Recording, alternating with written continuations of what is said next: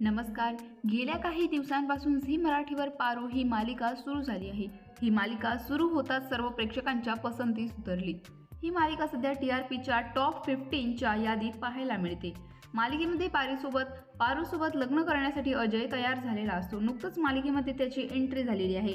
तो दिशाच्या सांगण्यावरून पारूसोबत लग्न करण्यासाठी तयार होतो. अशातच आता मालिकेमध्ये अजयचे पात्र साकारणाऱ्या अभिनेता सचिन देशपांडे याने मालिकेमधून एक्झिट घेतलेली आहे. या संदर्भात त्याने स्वतः पोस्ट करून चाहत्यांना माहिती दिलेली आहे. तर बघूया नेमकं तो काय म्हणतो. तो गेला 1.5 आठवडा या गोड मुलीला मी ऑनस्क्रीन फार त्रास दिला, पण ऑफस्क्रीन आम्ही खूप छान मित्र झालो. तसंच कामही फार दिवसांचं नव्हतं.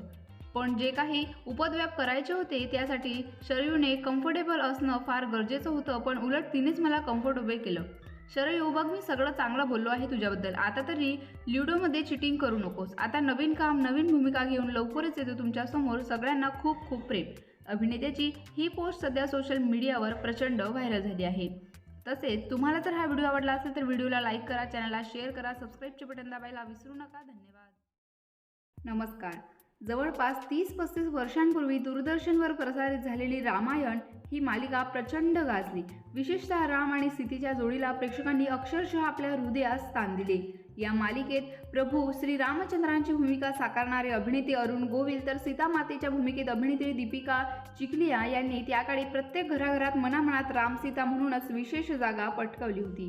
तसेच या राम सीतेच्या जोडीची अफाट लोकप्रियता आज या जगात कायम आहे. या अभिनयाची जादू पुन्हा ते आपल्याला दाखवणार आहेत. आपल्याला ती जादू अनुभवता येणार आहे. वीर मुरारबाजी पुरंदरची युद्धगाथा या महत्त्वाकांक्षी चित्रपटातून ही जोडी आता मोठा पडदा गाजवायला सज्ज झाली आहे. निर्माते अजय आरेकर यांनी या चित्रपटाची घोषणा केली आहे. भाऊसाहेब आरेकर यांनी निर्मितीची जबाबदारी सांभाळली आहे, तर दिग्दर्शन अजय अनिरुद्ध यांनी केले आहे. पुरंदरच्या लढाईत न भूतो न भविष्यती असा पराक्रम गाजवणाऱ्या शूरवीर मुरारबाजी देशपांडे यांची यशोगाथा भव्यदीप स्वरूपात रुपेरी पडद्यावर मांडणारा वीर मुरारबाजी पुरंदरची युद्धगाथा हा चित्रपट सध्या चर्चेत आहे.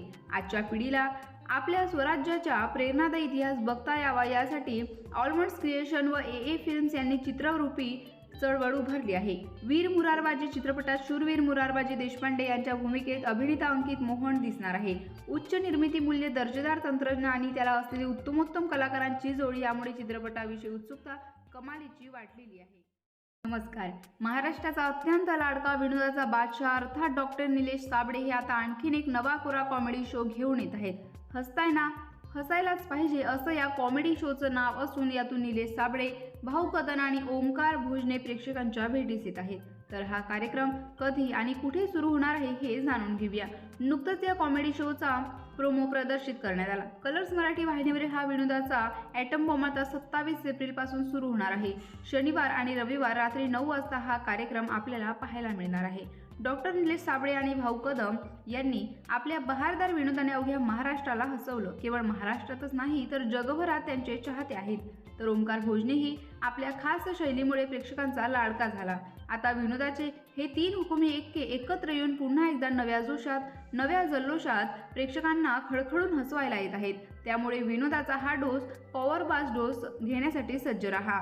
पाहायला विसरू नका. हसताय ना, हसायलाच पाहिजे. 27 एप्रिलपासून शनिवार आणि रविवार रात्री 9 वाजता फक्त कलर्स